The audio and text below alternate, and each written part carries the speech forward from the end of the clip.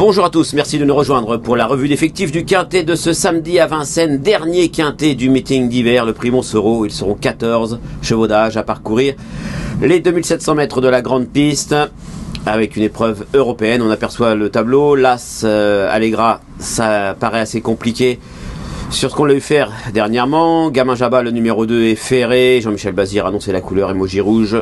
Rien à voir, a-t-il dit. Le numéro 3 de la Chenevière a laissé des regrets dernièrement après un départ au galop.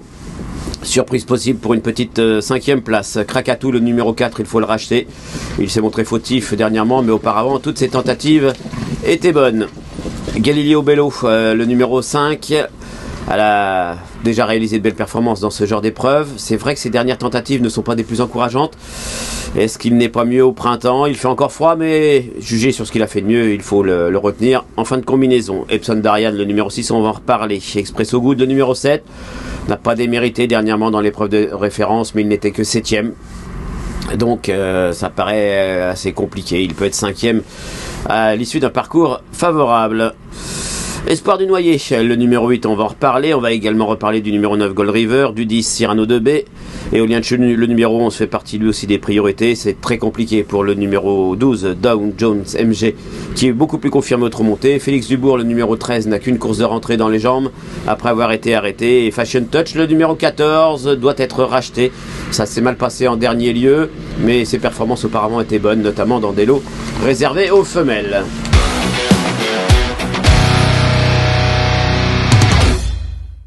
Alors j'ai tenté un petit coup de poker en tête, Gold River, qui est drivé par l'homme du meeting, Alexandra Brivard. Gold River, on le retrouve, c'était le 3 décembre, ce jour-là, il était 5e, il s'était frayé un petit chemin, le lot était correct, ensuite il n'était pas au mieux, il faut le racheter, il a été soigné depuis, c'est pour ça qu'on ne l'a pas revu depuis plusieurs semaines.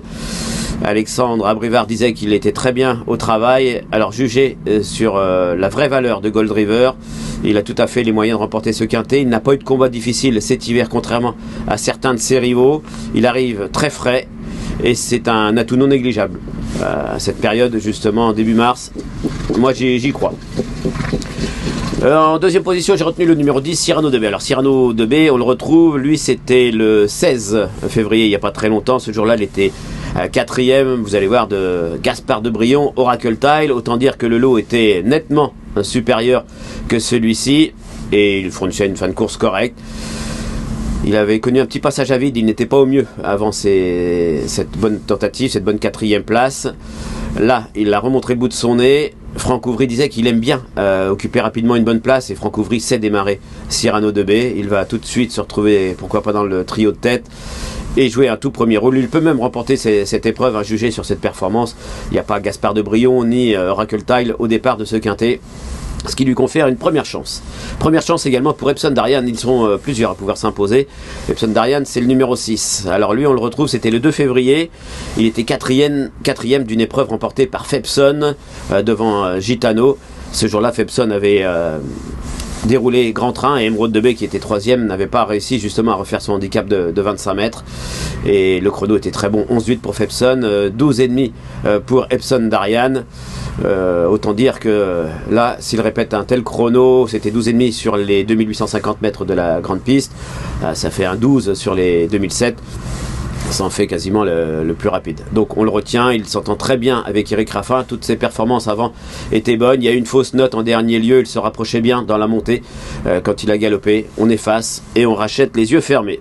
Espoir du Noyer, le numéro 8, alors lui on le retrouve, c'était récemment dans un quintet le 21 février.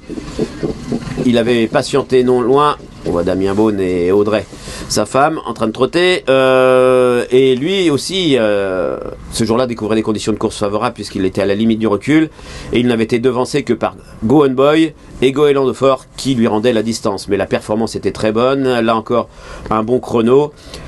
Depuis le début du meeting, il n'est jamais sorti des 5, mis à part une fois où il a galopé au départ, ce qui n'est pas dans ses habitudes. Là, on va le reprendre en toute confiance. Sa dernière tentative lui confère ici, lui aussi, une première chance, mais il a besoin d'un déroulement de course favorable, comme beaucoup d'ailleurs.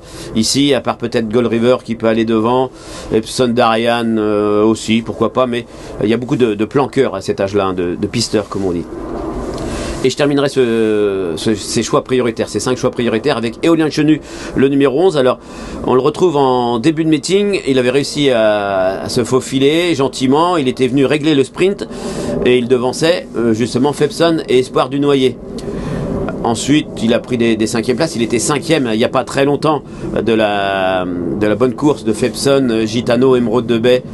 Là, la performance était très bonne. 12,5 pour le chrono. C'était un chrono extraordinaire sur les 2850 mètres de la grande piste.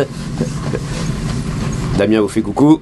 Et donc, Éolien de Chenu a été préparé pour cet engagement. C'est vrai qu'il n'a pas couru depuis un petit moment, mais son entraîneur Christophe Mallet l'a amené à travailler sur l'hippodrome de Mort-de-Bretagne pour préparer cet engagement. Voilà, donc c'est 5 choix prioritaires.